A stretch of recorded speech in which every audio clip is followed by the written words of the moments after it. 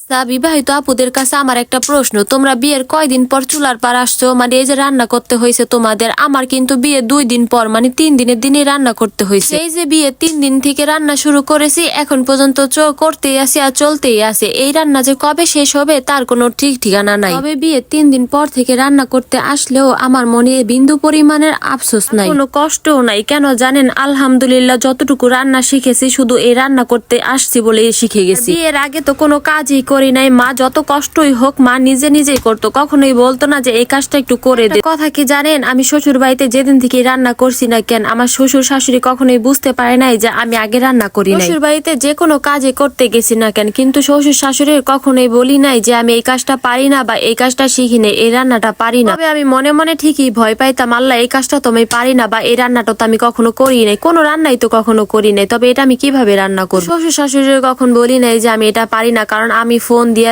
আমার মার থেকে সবকিছু শিখতাম যে মা এটা কেমনে রান্না করবো, ওইটা কেমনে রান্না করবো। একটা মজার কথা কি জানেন, আমি ধনিয়া পাতা ভর্তা কিভাবে বানাই সেটাও পারতাম না। আমার মায়ের একদিন ফোন দিয়া জিজ্ঞাসা করতেছি, মা ধনিয়া পাতা ভর্তা আমি কেমনে বানাবো? তো এই কথা শুন না আমার ছোট বোন তো হাসতে হাসতে নাই যে বোন তুই ধনিয়া পাতা ভর্তাটাও বানাইতে পারস না। যাই হোক, আস্তে আস্তে সব রান্নায় মার কাছে ফোন দিয়া শিখে নিছি আলহামদুলিল্লাহ। আমার ভর্তা বানানোর কথা শুন না কেউ হাসেন না যে এটা তো খাইলেই বোঝা যায় কিভাবে বানাইছে। হ্যাঁ, এটা খাইলে বোঝা যায়, কিন্তু তখন তো আমি বুঝি না, আমি করি নাই, আমি বুঝি নাই। যাই হোক, আলহামদুলিল্লাহ এখন অনেক ধরনের ভর্তাই আমি বানাইতে পারি, অনেক ধরনের রান্নাও আমি করতে পারি যেগুলো কখনো করি নাই। এটাই বলি আলহামদুলিল্লাহ মন থেকে। যদি আমি বিয়ের 3 দিন পর থেকে যদি শ্বশুর বাড়িতে রান্না করতে না যেতাম, এতটুকু রান্না বান্না শিখছি আলহামদুলিল্লাহ, এতটুকু শিখতে পারতাম না। তাই মন থেকে বলি যে আমি এই যে বিয়ের 3 দিন পর থেকে যে রান্না বান্না করতে গেছি, এই জন্য আমার বিন্দু পরিমাণও আফসোস নাই আর কোনো কষ্টও নাই। না ভালো হোক কিংবা খারাপ, খারাপ থেকে আস্তে আস্তে ভালো হইব। যে কোনো কাজে তুমি করতে করতে কিন্তু পারদর্শী হইবা। কোনো কাজই কেউ মায়ের পেট থেকে শিখে আসে না।